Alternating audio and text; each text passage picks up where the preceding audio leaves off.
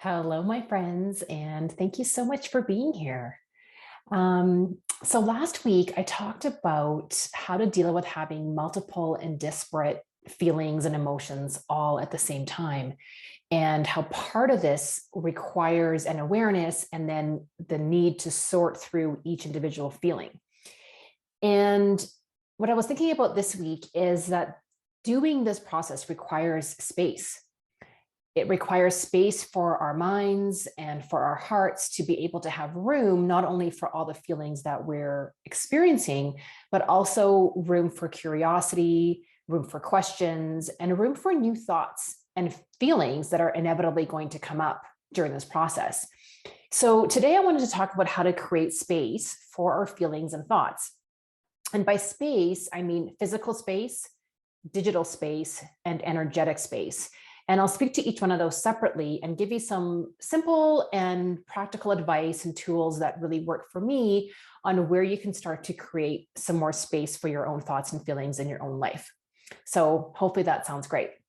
So I'm going to start off with physical space. And I don't want you to underestimate the impact of your physical environment on your emotional and mental well-being. I mean, if you're anything like me, clutter gets your heart rate up and you may not even be able to start making dinner until the kitchen is cleaned up. I know that's definitely true for me. And it's actually true for most people, even if they don't realize it. There's been a lot of research on the impact of clutter and disorganization on our stress levels. And scientists have found that people's cortisol levels go up when they see clutter or a mess in their environment, or even in other physical spaces that they need to have time in. So cortisol is the hormone that is secreted when we experience stress, and too much cortisol is detrimental on our physical health, most notably causing weight gain if it's in our system for an extended period of time. So decluttering can actually be part of your weight management strategy. Think about your physical environment. Is it cluttered or disorganized? How does it feel when it's like that? Does it feel good or stressful? Does clutter have a good energy or a slow, heavy energy?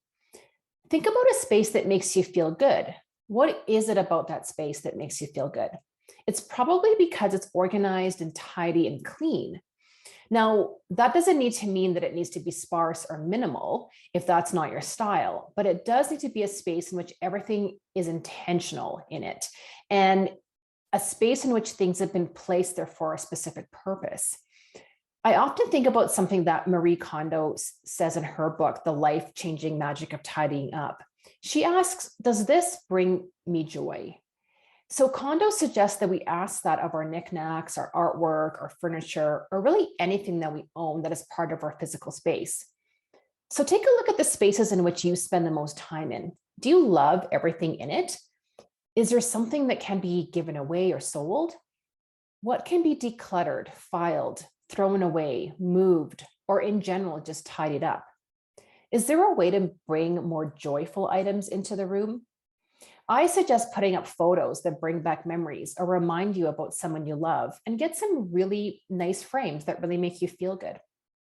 Personally, I love having inspirational sayings around me, especially in my office. So things like cards with beautiful messages, artwork, or just little pieces that have an inspirational message on them. I like things like candles, throw pillows, and a Himalayan salt lamp. Also, plants add so much to any room. Look for plants that you love the look of, and then make sure to buy a nice plant pot that goes with your decor or adds that little something extra to the room, like maybe something with a little bit of sparkle on it. And treat yourself to fresh flowers on a weekly basis. It's so amazing how much flowers can lift your spirits. I also love stationery and buying desk organizers, file folders, pens, and even my whiteboard that are all pretty and they make me happy. This is not a pricey investment, and you might be surprised how much these items will help you love your space, help you stay organized, and motivate you to keep your room tidy. So this is all good for your mental well-being and allows calm and space in your mind and in your body. Another tip for physical spaces is to create a habit of regularly tidying up instead of waiting until it's overwhelming. This could look like scheduling 30 minutes on a Friday afternoon to tidy up your office, do your filing, organize your books and papers, etc. For closets or bedrooms, I like doing a good tidy up when the seasons change.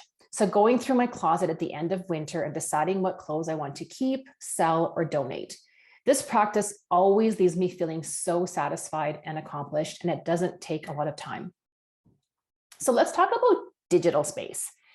This is a space that can get cluttered really quickly and something that a lot of us ignore. But as with physical clutter, clutter in your digital world will also increase stress, increase feelings of overwhelm, and just give you a general feeling of being disorganized. So here's some tips for decluttering your digital space. A simple tip is to organize all the apps on your phone. These tend to get piled up until you have multiple home screens that you constantly need to scroll through when you're looking for something. So take a few minutes tonight or this weekend to organize all your apps. Start with deleting all the apps that you don't use. There's probably going to be quite a few of them, and you'll be surprised how many you can actually just delete. Next, put all the similar or like apps into categories and label these categories with what makes the most sense for you. Some of the categories I have on my phone are fitness, social media, entertainment, health, travel, productivity, loyalty cards, and parking. Can you see how this would make you feel more organized, especially since it seems like our entire life is on our phones and we spend so much time there? Something else I highly recommend and really encourage, and something that I bring up a lot, is to clear up and clean up who you follow on social media. You know, I've said this before, curate who you follow and who you listen to. Basically, who you surround yourself with, both in real life and in the digital world. It's so important to surround yourself with people who bring good into your life, whether this is inspiration, motivation, education, new ideas, fun, or laughter. Be really mindful and really intentional about what you listen to and what you watch.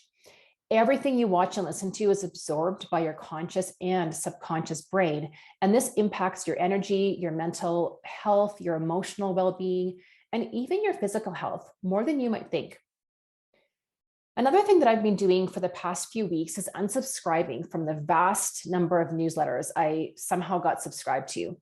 And each time I get a newsletter or something in my inbox, I ask myself whether or not this is content that I really want and something that's adding value into my life or giving me some sort of benefit.